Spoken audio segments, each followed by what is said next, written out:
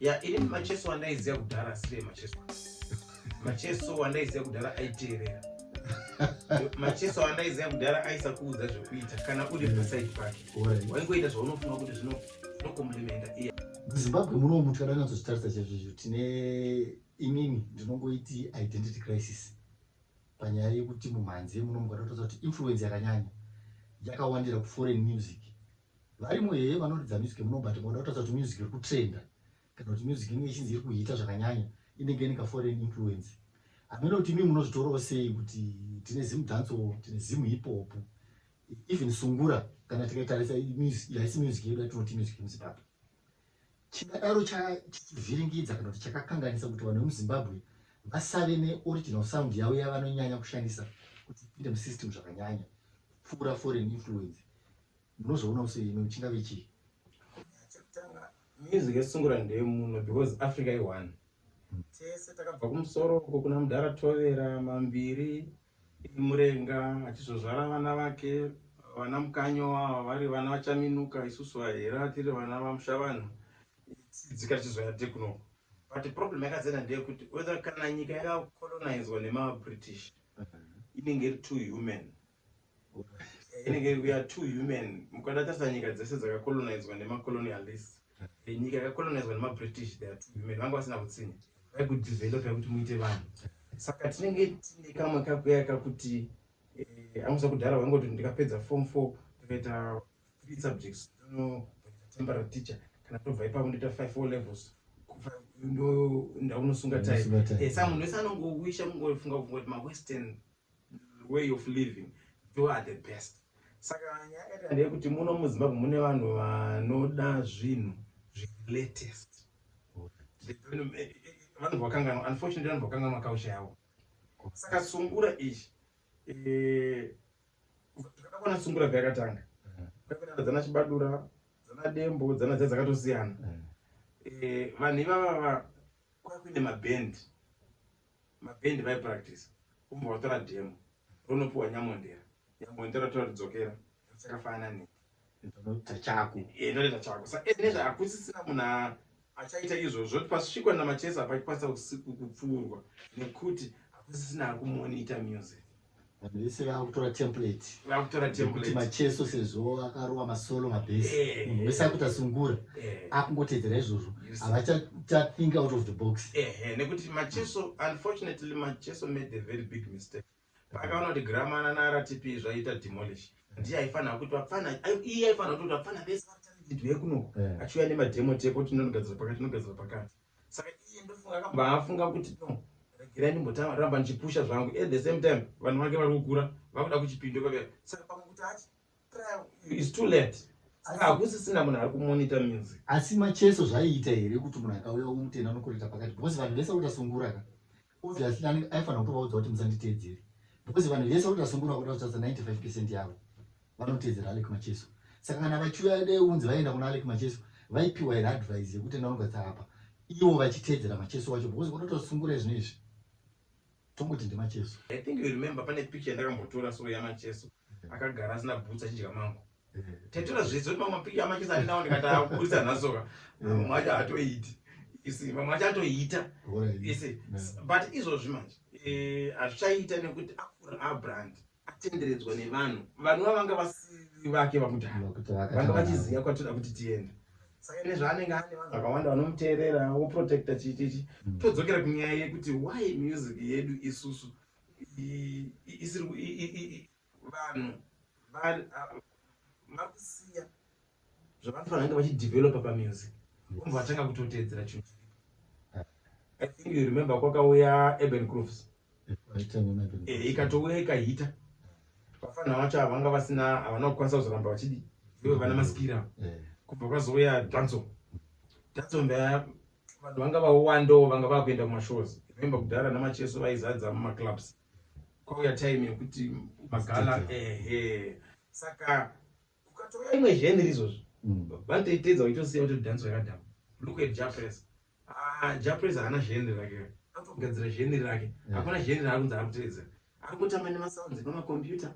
It's like ari kucreaterwa like rhythm just because iye just because ukada kuteerera music yaJapresa haisiyo ine kuti unowanawo Jack unowanawo Raw but iye kavara rake manje riri pakuti is a dub poet lyrical artist ndinyanduri kwandiri haasi musician ndinyanduri ko pakuti local music chandinozonakirwa hangu inini chandinofarira pana Japresa of course munosari mastrength nema weaknesses haazokanganwa the traditional part ndopanaida kuenda manje pakuti Japresa manje akutokirietawo zheniri rake akutoita zheniri rake iye rekuti munhu akazoda kuzozviita anenge akunzi watedzera Japresa nekuti matikoona masa ari kuita zvinoita vananzaniko uyu wakamboita kutanzania wakamboita naye zvoita matanzanian artist vanongocreata nemacomputers then kana uri a very good lyricist or vocalist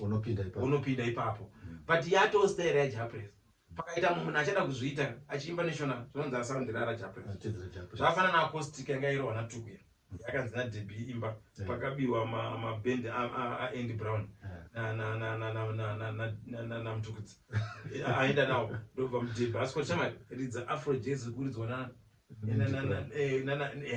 ndobva atanga kutorwa kakacaustic yake yatova type yake munhu isadangoridza acoustic yatukuya yatova yake saka nyaya iripo ndeyeku isusu muno mahatina anonzi maartist.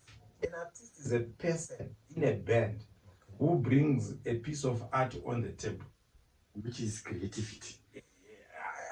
Kucreata itori svikiro because ukati kucreata munhu ari kutocreata unofanira kutori nespirit yacho. Zvakafanana ukandiudza kuti ngangoti afono vheti ndipo song yekuti kuitike political peace ndogona angoti wewere atiide wewere asitande wewere we don't want wewere muZimbabwe.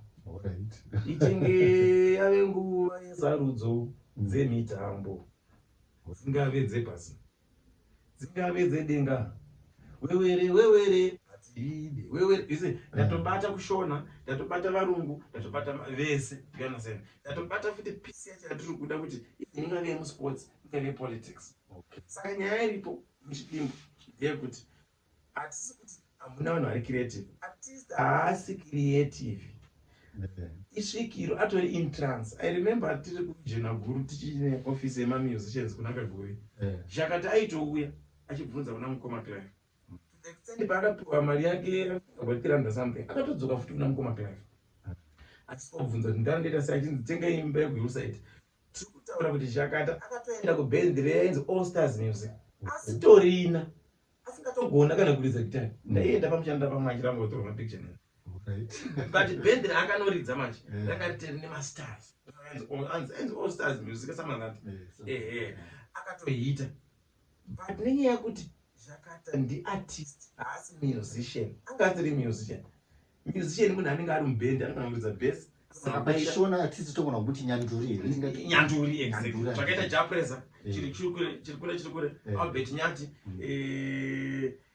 ndingati mumwe anikaite muno mundiani mana nyanduri vanonetsa kuwana even Shakata ndinyanduri futi.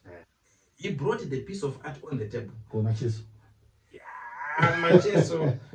Macheso unyanduri unonetsa ndingatotora Makingwazi kuti ndinyanduri ndo Makingwazi ari kuridza magitarani amacheso macheso akaona kuti music iri kuridzwa nanaDembo nanaChopa saka ndopinda se vangotora rhythm yesungura vaisa pabase ko issue yesandapedza ndata kuemphasize nyaya yekuti munomu hamuna maartist munhu andorosvikirwa even asingazivi nekuti anogona kukuunzira song zvanzi kuita Japresa zvokuti nyika yese inoimba munoenda aquatic complex kana kuti kuHICC kwakazara kusvika pazatu pepepe muchiti muri kuenda kunoona tuku kwete vabhendi rese mukunoona tuku. Saka imi don't think kuti even ukamumhoresa so utofunga kuti ndamhoresa Macheso achitopisa so aiwa imondoro dzedzo saka nyaya muno hamuna vanhu vanosvikirwa nenyaya yeart. Song ainyorwe yakafanana nemari aitsvagwe mari aisenzerwa inosanganikwa nayo. Song ainzi ndakuda kutonyora aiwa inongouya so takatogara so totanga kutoimba nezvemanza yako kutoita kahiti kuti takasinga Pisa ende kana zviri zvemweya manje unotopiwa futi nemainstrumentalist acho achauya kuzoridza ndosoro kwenda paipa japres akabudisa bhendi rese dare rinenge ratomudza kuti no kwataakuenda kwakuda nemhepo vane dare iroro haazokudza bhozi ndezvemhepo because pasi pakatidengezera pane zvapo matauriro apa panoita kumunhu asi da kuti uite hana usango uye denga rakativhumbamira rine futi message rinoti kazhinji hatitauriri saka muno hamuna maartist magod send lyrist an artist is a lyrist chinonzi song ilyric kuvamwe vese vari kuimba vamwe vese vari kutrenda vachidi music yese iri kurira tingavaclassify tichiti chii kana muchiti kutrenda muri kudini tichiti music iri kutonetsawo ini ndobva kubhoera ndobva pawedza paipa ndobva ndanetsa kusvika paimire game park hasina ndambosva kwamushandira pamwe hasina ndambosva kwamakoni hasina ndambosva kwaharare kwacho tikatora song yakafanana natafadzwa ichiri kungonetsa nhasi james chimondo achiri kungonetsa mebo ichiri kungonetsa but panetsa maartist mangani apa tinoona aida mafana vedancehall anoti pangoita kajoku kana ndiani aita zvaaita maitituku akutoimbwa nezvake it's good, it's being creative, but you are a mere musician, you are not an artist. Saka ingori nyaya yekuti kafezi kekuti munhu anenge achingoti akapinda pobuda popfa papinda mumwe mwachibuda mwachipindawo chinonzi artistic chakafanana neHmetro. Hmetro yaiitika break story yobva yatonama vese social media yese yakutonyora nezvayo ndiye anonzi artist. Hmetro ndi artist anobreaka zvinhu for people to feast on. Right. When we come to issue ye muno muZimbabwe munopa independence pakadedzwa Bob Marley ndobva auya ndiye akanga ari main act, even though maartists emuno muZimbabwe akaperforma mabest and big artists akapembererwa pamhemberero yeindependence 1980. Kubva ipapo ndakaona kuti reggae music yakabva yaramba iri dominant, kana kuti maradio stations maplayer aiita music before independence, even after independence panga paine kapati kadiki kekuti music yedu of course yanga yakuita chiridzwawo, asi ndakaona kunge reggae yakabva yazonyanya kuve neinfluence yakanyanya muno muZimbabwe, because tikatarisa maartists akasimuka from early 80s varipo ana Bondo Boys, ana John Chibadura, ana Leonard Dembo, just to name a few. But when it comes to reggae takaona kuti generation yakabva yakaramba yakabatwa zvakanyanya, because maradio stations edu akaramba achiridza music iri more foreign than local. Saka ndopanda ndichibvunza pepe kuti pa-identity crisis apa kuti can it be a contribution yekutaika kwakaita music yedu kuti vanhu vakave nechivimbo chekuti foreign music iri ndo iri more tikatotarisa. Inini I was born 71 6 February at 5 p.m. 1980 amutaurei ndaenda nemakore mangana, ndaenda ne10 years. But ikoko ndikatotarisa ana baba vangu vaitonetsa. I remember baba vangu vainzi vaitofamba neredio kuti vaenda kumusha kusvika patownship voridzira vanhu chichivaita sevanhu vachinakirwa kuti nemusic yaitoita. Music generation ine music yayo. But todzokera panyaya yerege, rege chivanhu, rege angofanana nedeze. Ukada kuteerera Joseph Yu achiimba ndeipi rege yaunoteerera ukasamerera maoko kunza kumerera ndeipi any reggae song ikangorira pane imwe muZimbabwe muno mekuti ukateerera unonzwa kuti this is an imitation of original reggae, saka uzomerera manje. But when ndikanzwa reggae inini apa kuJamaica ichimbwa nemuJamaican I can feel it rather than iri kuteedzerwa vanhu vanga nemuno muZimbabwe. Maslaves aitorwa muno muZimbabwe oendeswa uko, vamwe vosvika vakafa, vamwe vokandwa uko. Saka vanhu vaya vakasvika vakangoenda nemhepo dzavo nemazeteguru avo, mhepo dzedza dziri kubuda ikoko manje dzinotobuda. Ndosaka ukada kuona depth ine music yaBob Marley. Ini now my best reggae artist ndimutara Joseph. Ukazoteerera Joseph achiimba sononzwa hamene zvaunenge uchitonzwa, ende ukada kuona message yavo inotaura nezvekuAfrica, chivanhu chekwavakabva. Saka message iripo yandikuedza kuti ndeyekuti vanhu kana vachiimba ngavaimbe chivanhu, kwete kana chinzi chivanhu hachirevi kuti zvinhu zvakaitika kudhara, even zviri kutoitika mumba menyu pari zvino chivanhu ichozvo. Right. Saka comparing ne mbira music yekuno kuZimbabwe matime michivanhu zviri kuitika kuJamaica. Asi kana tichitarisa manje paworld, pakanzi pari kuitwa World Music Festival, pakanzi pari kudiwa munhu anoimba reggae, they take someone from Jamaica. Pakanzi pari kudiwa munhu anoimba rumba, anotorwa kuDRC. Pakanzi pari kudiwa munhu anoridza mbira music, anotorwa kuno kuZimbabwe. Nekuti ndo picture yatakava pakayo, ndo picture yavakapiwa. Isusu kuno kutofanira kunge tichitora mbira ichisupportwa negovernment, government ichiunza ma-instruments for free kupa vanhu vanoridza ma-traditional.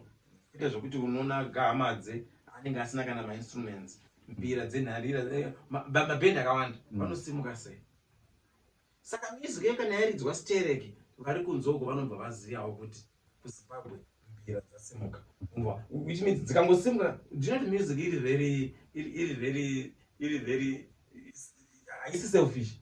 Yega inongozvisimudza suppose imhepo iri spirit.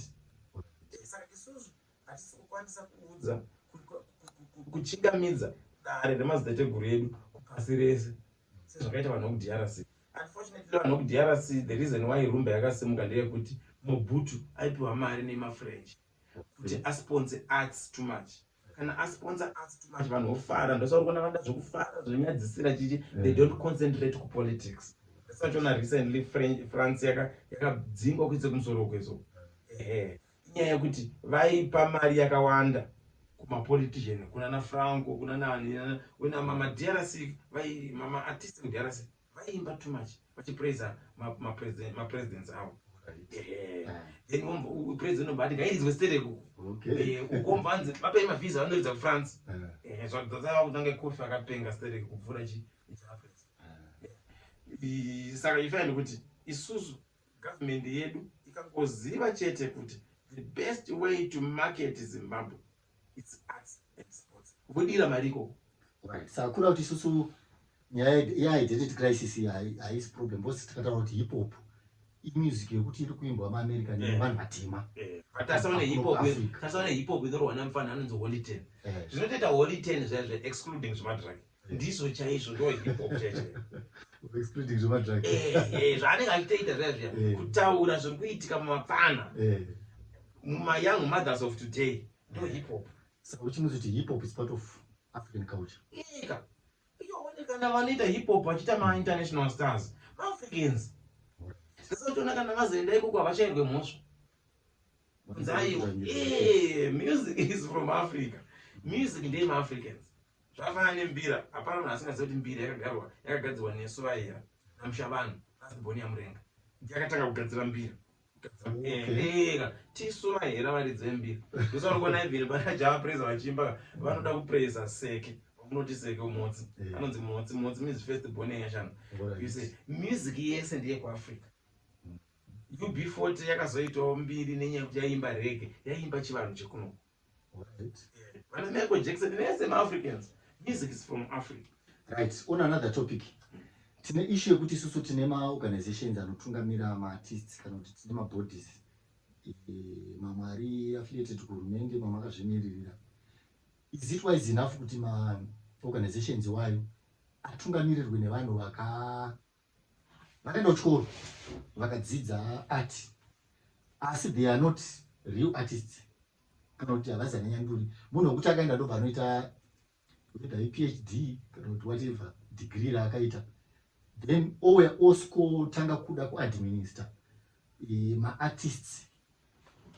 Ime munozoona usei kuti is it proper, because pane ma-problems ekuti anosangana nema-artists paground, ekuti munhu anga asiri artist original artistica hafa akazvinzwisisa kuti Japreza aimbofamba netsoka kubva kubudiriro kuenda kunoridza mabhiya engine. Oliver Mtukudzi aifamba kubva kuHighfield kuenda kuGlamour Records kunorekodha. Amene kuti munoiona use picture yayo kuti isusu ma-artists titofanira kuti tibva taenda kuchikoro here, because art chinji kuti tisingaenda kuchikoro. In short, vanhu vakaenda kuchikoro paipaenda kuti arts and culture ine ma-musicians nema-artists. Artists ndiye munhu akanzi naMwari osongoenda nayo panyika inonoita se ma-musicians vanhu vanozofoma mubhende vachizotanga kuita se. But muZimbabwe musician akangotanga kukwanisa kuafoda kupfeka underpant, akakwanisa kuita mota yake, omba akwanisa kuwana tumashow twokuti every Monday anoziva kuti haana headache, anenge achitotambisa vanhu vake vanhu ivavo kavashedzera kuti tifome union ava we zvinenge zvorit ndo panozotora mukana mamusicians vanenge vaenda kuchikoro kuti vakutungamirirei. Kune zumbu Zimbabwe Union of Musicians, very old union yanga ari patron kubva pakabhana vese vaive vakada kutafsira vakatora mukana wokutora chinhu chacho vagochirana 4 years. I was part of it. Chikashaya ndichitodonata maphotos ese andaitora mu1990 kuti mana ite kuti tiite na Facebook around ma1990 but zvakangoorera ikoko because chaka chato chavo asi maartist aita mari vana Chopa vana Dembo vana Machesa akazoya musununuro vese vakangova kutarisa so. Remember pane picture imwe yamunomboona ina Thomas Mafumo, Simon Chimbetu, and Brown, Alec Macheso. Yes, I have that photo. Ndakaitora pamakuti pabhela pachiri pa jobs network. Tataita meeting iyoyo yatopushwa namukoma Clive Maloma. Is the ndiye munhu aipusha arts passionately, voluntarily, zvisina kundoda mari. Paita imwe nyaya yatinokwanisa kutaura panapa ya DJ yanga apiwa 6929 yaChopa akaenda kujeri akuramba nayo. Chopa akazoenda kuna mukoma Clive akati mukoma wanaika munhu achadani moti yangu kuti patazoendera musangano waya. But ukaona kuti vanhu yavo vairana union iyo vaisatomboda kana kuita elections kana kusubmit wamabhuku anozodei nezviri kupi zvinongonzi officer cheri kurailway ndokune furniture yenyu ndokune chichi saka private company nekusada kwavo nekuti imimi maartist muri kuzi mune vekuti wala ngatiti vaimbi vacho Macheso, Sulu, Japres, Wingy D, Silent Killer, Killer T, Say Colors, Babana Maicharamba. Kangotoreka na mashoma ivava. Tungwati kune union mangwana kune msangano union. Macheso homoni, Japres homoni. Maybe angatouya ndi Sulu.